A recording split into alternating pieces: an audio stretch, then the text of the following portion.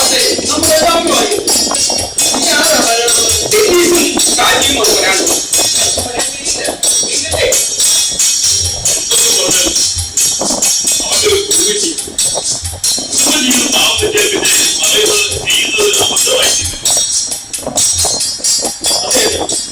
ഏതായാലും കഷ്ടം തന്നെ. അത് ആത്മാർത്ഥയുടെ സുഹൃത്തായിരുന്നു. അവന് എടുത്തു ചോദ്യമാണ് എന്ന് പറഞ്ഞ് രണ്ടാമത്തേലും കഴിയും. എന്തൊക്കെ പറഞ്ഞാലും സ്നേഹമുള്ളവരെ അയ്യരെ അതെ അതെ, ചങ്ങാതി എന്ന് പറഞ്ഞാൽ വിമർശിക്കാൻ എല്ലാവരും വന്നപ്പോൾ കുടിക്കുന്നവരെ പുതിയ തന്നെ ഷാജിയില്ലേ സഹോദരതുല്യമായ സ്നേഹമായിരുന്നു. ആ ഷാജിക്ക് ഇങ്ങനെ ഒരു അവസ്ഥ വന്നപ്പോൾ നമ്മൾ കഴിഞ്ഞതല്ല ഇനിയും നമുക്കവിടെ സൂക്ഷിക്കാൻ സാധിക്കും. എങ്ങനെയെങ്കിലും എത്ര വില കൊടുത്താലും ശരി അവന് ലഭിക്കാവുന്ന ഏറ്റവും വലിയ നിയമസഹായം നമ്മൾ ചെയ്തു കൊടുക്കണം. നമുക്ക് ഹൈക്കോടതി ഒരു വെട്ടിപ്പറ്റി വൈകി നമ്മളെല്ലാവരും ചേർന്ന് അവരെ രക്ഷപ്പെടുത്തണം.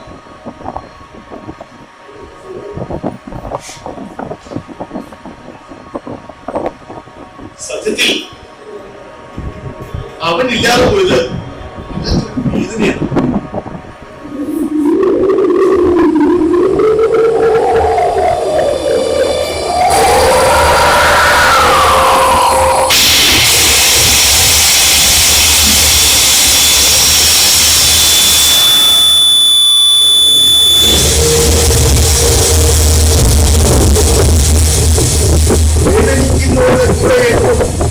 ഉണ്ടായിരുന്നല്ലോ. അതെ, ഞാൻ തന്നെ. നമ്മളെടുത്ത തീരുമാനം നടപ്പാക്കാൻ ഞാൻ എത്തിക്കഴിഞ്ഞു. ഇവിടെ ബാക്കിയുള്ളയാൾ അയ്യന്റെ സുബ്രഹ്മണ്യ പോറ്റി, നാടിനെ നിയമമന്ത്രമാരുമായ ഡിവൈഎസ്പി ജോസഫ് ജാക്കോബ്, നാടിന്റെ പൊന്നോവരപുത്രനായ MLA സോമശേഖരൻ നായർ, കോളേജ് കുമാരിമാരുടെ സ്വപ്നകാമുകൻ ബാലചന്ദ്ര മേനോൻ. അറിയാ, നിന്റെ സൗന്ദര്യത്തിൽ ഇപ്പോഴും മാറ്റവും വന്നിട്ടില്ലതാണ്. എന്നും എപ്പോഴും എല്ലാവർക്കും നന്മ മാത്രം വേണമെന്ന് പ്രാർത്ഥിക്കുന്ന ഫ്രാൻസിസ് സേവ്യർ പുണ്യവാണ്. നമ്മുടെ ന്യൂസ് ഏജന്റ് ഡെന്നിസ് ജോസഫ് അവൻ എത്തിയില്ലേ ഇതുവരെ? ആരാ ഇവിടെ സാമ്പ്രാണിത്തിരി കത്തിച്ചത്? എന്തൊരു പുകയായത്! മരണ വീട്ടിലേക്ക് എന്തോ ഷാജി, നീ തിരിച്ചറിയല്ലേ? ചാടണമല്ലോ. നമ്മളെടുത്ത തീരുമാനം നടപ്പാക്കണ്ടേ? ആ സുദിനം ഇന്നല്ലേ? 40 വർഷങ്ങൾക്ക് മുമ്പായി നമ്മളെടുത്ത തീരുമാനം. ഇന്നെല്ലാവരും ഒന്നുകൂടാമെന്ന് തീരുമാനിച്ച ദിവസം, ഇന്നത്തെ ദിവസം നമുക്ക് ആഘോഷമാക്കണ്ടേ? അതിനായി ഞാനിതാ എത്തിക്കഴിഞ്ഞു. ഷാജി, നീ ജയിച്ചാടി വന്നവനാണ്. നിന്റെ പിറകിൽ പോലീസ് ഉണ്ടോ? രാമ, ആ വാതിലടയ്ക്കും. വേണ്ട വേണ്ട വേണ്ട, വാതിലടയ്ക്കണ്ട. വാതിലടച്ചാൽ പ്രതിയെ നമ്മൾ ഒളിപ്പിച്ചു എന്ന് കുറ്റമാണ്. ഷാജി, നീ വന്നതൊക്കെ ഞങ്ങൾ സമ്മതിച്ചു. പക്ഷെ നീ പോകണം. ഈ നിമിഷം ഇവിടുന്ന് പോകണം. ഷാജി, പോലീസ് വന്നാൽ ഞങ്ങൾ എല്ലാവരും പ്രതികളാകും. ഇവിടുന്ന് പോകൂ. ഞാൻ പോകുകയോ പോലീസിന് പിടികൊടുക്കുകയോ ചെയ്യാം.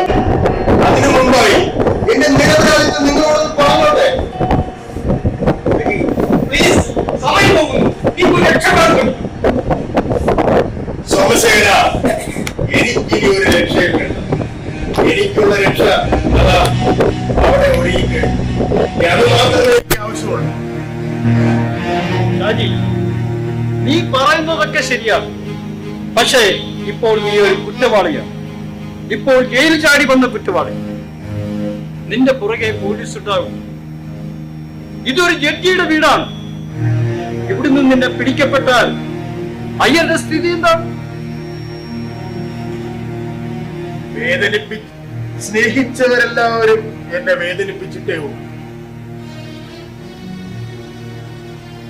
നിങ്ങൾക്ക് ഓർമ്മയുണ്ടോ, അയ്യരുടെ ഗേൾ ഫ്രണ്ടിനെ അപമാനിച്ച് പാണ്ഡ്യ ഗണേശനെ തല്ലിയതിന്റെ പേരിൽ 7 ദിവസമാണ് എന്നെ ക്ലാസ്സിൽ നിന്ന് സസ്പെൻഡ് ചെയ്തത്.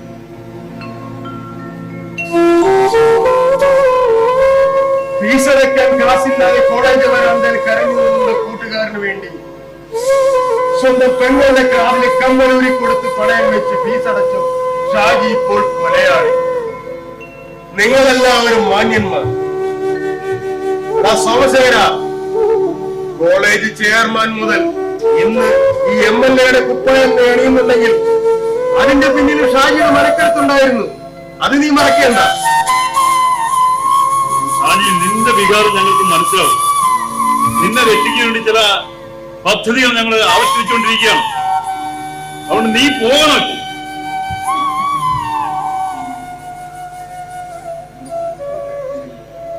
ഇനി എനിക്കൊരു രക്ഷയും വേണ്ട.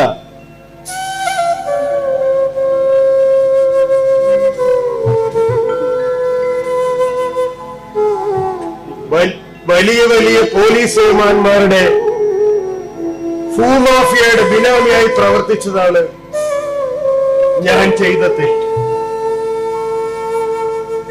ആദ്യം അവരെന്നെ കള്ളക്കേസിൽ കുടുക്കി ജയിലിലാക്കി. എന്നെ രക്ഷിക്കാനായി അവരെ പേടിച്ചെന്ന എന്റെ ഭാര്യയെ അവരെല്ലാവരും ചേർന്ന് നശിപ്പിച്ചു.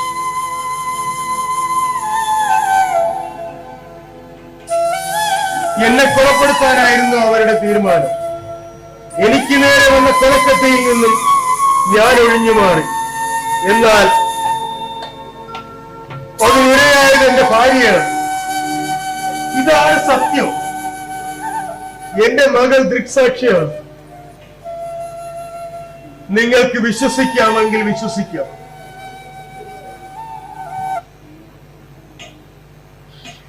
അവരുടെ പണവും അധികാരവും എന്നെ കൊലയാളിയാക്കി.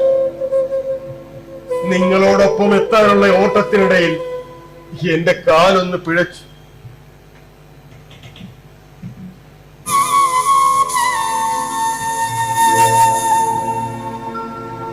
അവസാനമായി എനിക്ക് നിങ്ങളോട് അപേക്ഷയുണ്ട്.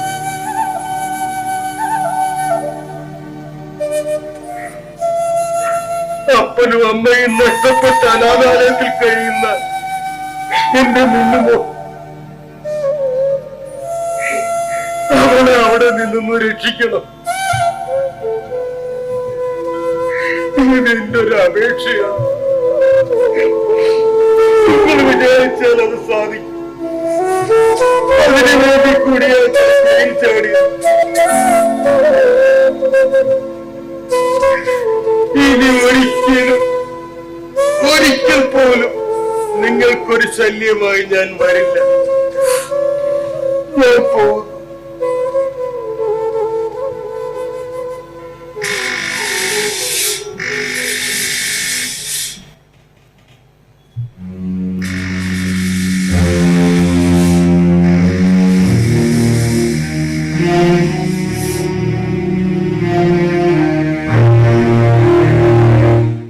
എന്താണ് എല്ലാവരും ബന്ധം കണ്ട് പെരിച്ചാഴിയെ പോലെ നിൽക്കുന്നത്? വിദേശത്ത് കിടന്ന ഞങ്ങളെല്ലാവരും നേരത്തെ എത്തി. You are too late Dennis. ഓക്കേടാ, ഓട്ടോക്കാരനെ വഴിതെറ്റിച്ചു. അദ്ദേഹം മറ്റൊരു അയ്യരുടെ വീട്ടിലാണ് എന്നെ കൊണ്ടെത്തിച്ചത്. അതാണ് താമസിച്ചത്. Okay okay. ഡെന്നിസ്, എന്തൊക്കെയുണ്ട് വിശേഷങ്ങള്? യാത്രയൊക്കെ സുഖമായിരുന്നോ? നമ്മുടെ ഷാജി ഇവിടെ ഇപ്പൊ വന്നിട്ട് പോയി. ഞങ്ങൾ അതാ നോക്കി നിന്നത്. അവൻ ജയിൽ ചാടിയാണ് വന്നത്. എന്ത്? ഷാജി ഇവിടെ വന്നു? ജയിൽ ചാടി വന്ന അവനെ ഞങ്ങൾ കുറ്റപ്പെടുത്തി. വളരെ വിഷമത്തോടു കൂടിയാണ് അവൻ ഇവിടെ നിന്ന് പോയത്. ഞാൻ എന്തൊക്കെയാണ് ഈ കേൾക്കുന്നത്? ഷാജി ജയിൽ ചാടി വന്നെന്നോ? അവൻ ഇന്നലെ രാത്രി മരണപ്പെട്ടു. നിങ്ങൾ അറിഞ്ഞില്ലേ? എല്ലാ പത്രമാധ്യമങ്ങളിലും ഇന്ന് വാർത്തയാണ്. അവൻ ഇപ്പൊ ഇവിടെ വന്നു പോയതല്ലേ ഉള്ളു? അതെ, അവൻ ഇന്നലെ രാത്രി ജയിൽ ചാടി. ജയിൽ കോമ്പൗണ്ടിലെ മരത്തിൽ നിന്നും അടുത്തുള്ള മതിലിലേക്കാണ് ചാടിയത്. മതിലിൽ പിടുത്തം കിട്ടിയില്ല. താഴെ വീണു. തലയടിച്ചാണ് വീണത്. തൽക്ഷണം മരിച്ചു. ഇന്നത്തെ എല്ലാം പത്രമാധ്യമങ്ങളിൽ വാർത്തയുണ്ട്.